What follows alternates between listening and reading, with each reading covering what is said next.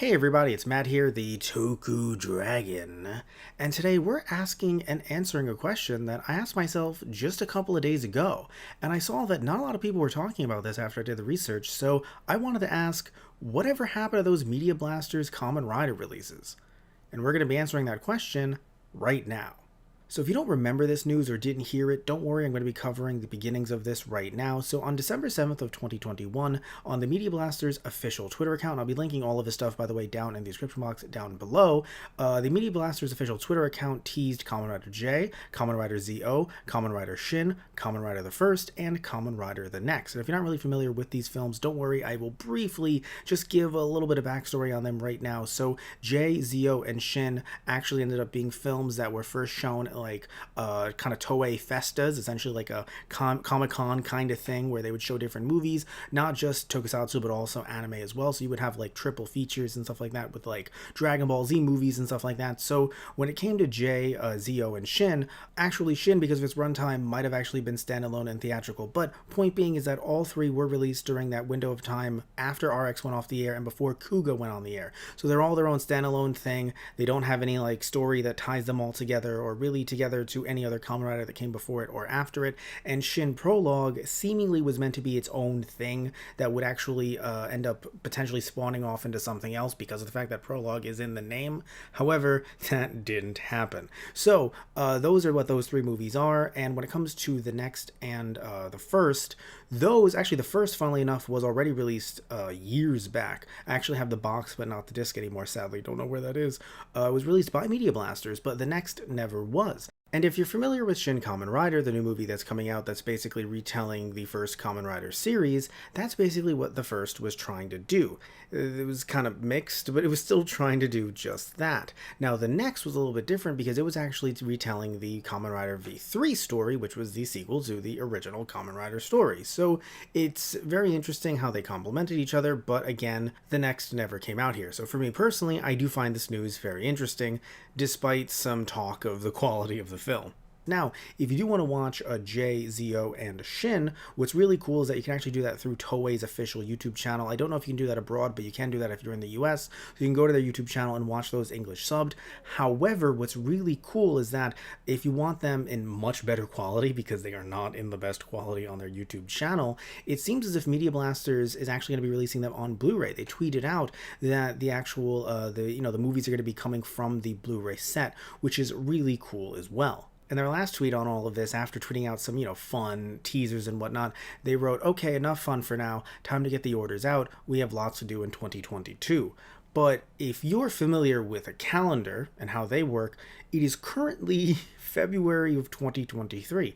So what happened? Well, don't worry about that because we have the answers here both in tweet form and in video form. So let's actually go for the tweet first, which is interesting because there was some misinformation online, people talking about the fact that this was actually set for release in 2022, and the creator of Media Blasters actually did make sure to counteract that and said it was never announced for release, was announced for acquisition, which we still have, and again in line like all the others for release. Sorry, but we will get it out. And this is technically accurate because Media Blasters never officially said specific dates on when any of the films were coming out. They never put it on their website that these are the dates or that, these are the movies that are coming out. It was mostly just this Twitter stuff and people talking about cool stuff that's on Twitter and making articles and posts and videos about it. But it should be noted here, as I'm talking about the whole story, that on February 16th of 2022, the Media Blasters official Twitter account tweeted out a Toei Superhero Fair trailer for Kamen Rider ZO, and it was officially subbed. I will be linking all of this stuff down in the description box down below, so you can see it, and the tweet actually says, "Phase 1 complete, Kamen Rider will rise. It will be born in 2022, and of course, some hashtags as well. So yes, no official dates, very true, right? It's not a lie, it's not a sleight of hand, it is accurate. But yes, at the same time, though, there was a bit of an expectation that, at the very least, this movie would be coming out in 2022.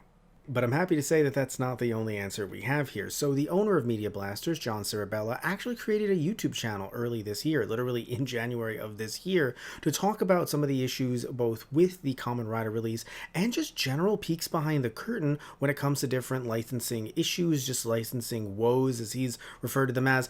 And it's actually a great peek behind said curtain. I will be linking both the relevant videos to this discussion down below and also his channel, and I highly suggest subscribing to it. I am as well, because of the fact that there's just so many interesting insights here, and I definitely think that it's worth a watch if you want to learn more about the just general licensing industry, not just anime, but also especially with some of these issues when licensing tokusatsu as well.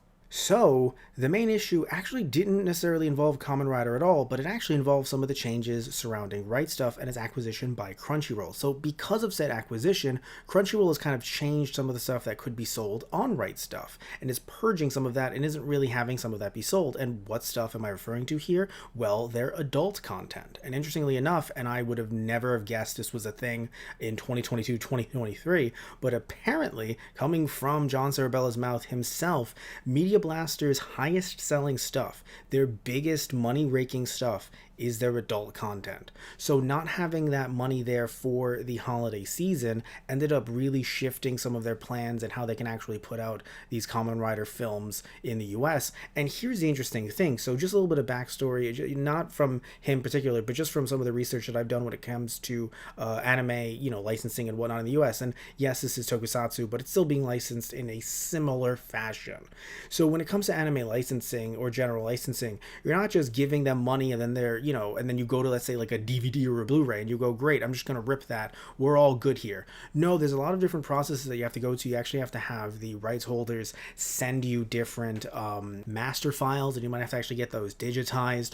Other kind of, promotional stuff that goes on with it. Also, you have to ask them to, approve certain box art and whatnot, approve the subtitles and all that stuff. So it isn't like it, used to be, from what I've heard back in the day, where it was just like, hey, pay us money and then you do whatever you're gonna do. No, there's a lot more, especially with the internet and how easy it is to get into contact, with some of these companies. It's a lot more oversight, and I would imagine definitely with a company like Toei, it's a lot more oversight. Again, didn't come from him. This is my own speculation here.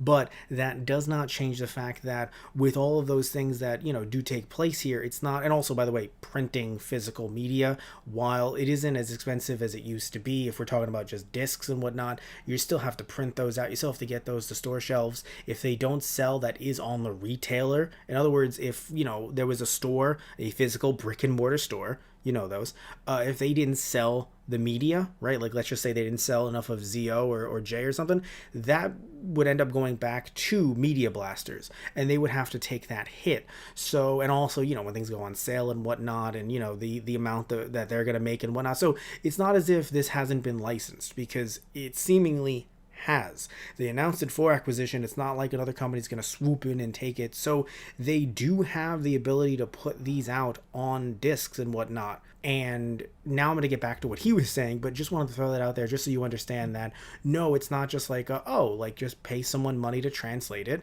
pay someone money to acquire the license, and then you're good to go. No, he actually talked about it being a bit more expensive than you'd think.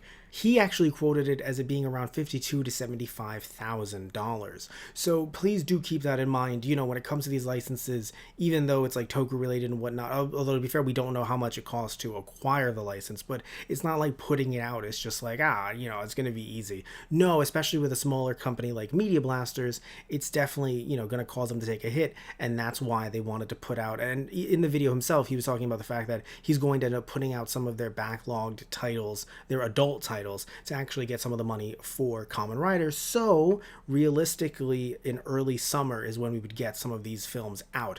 I don't know how it's going to be released. I don't know if it's going to be, a film like each separately or in a box set. I know it's in a box set in Japan. I believe 3 of these movies are. It might be J, Zio, and Shin.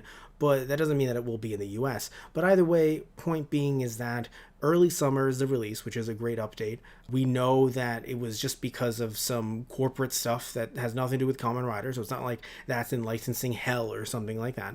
And we also know as well that he specifically said that it would be best if you want to help support the company to buy stuff directly through their website. So again, I linked Media Blasters down below. If you're a Toku fan and you're wondering, well, what do I pick up from them? Well, they actually released Kaider. They also released the 2 Zayram movies, and they also have some other Toku stuff and Toku related stuff there as well. So I would definitely suggest checking them out, and I think that's a great way to support the company, especially, to kind of push these movies out the door. Obviously, if there's nothing there that you want, I'm not telling you to buy that just to get Kamen Rider, but I definitely am recommending the 2 Zayram films and Hokkaido, all 3 directed by Keita Amamiya, who you probably know if you're a Toku fan, and if not, I have some of his works on screen right now. So I just wanted to make this video to get the news out to all of you so that you knew that it wasn't like vaporware or something like that these releases weren't dead in the water in some kind of licensing hell. So thank you all so much for watching. If you like this video, please remember to like and subscribe. Love you all, take care, and I hope you tune in next time.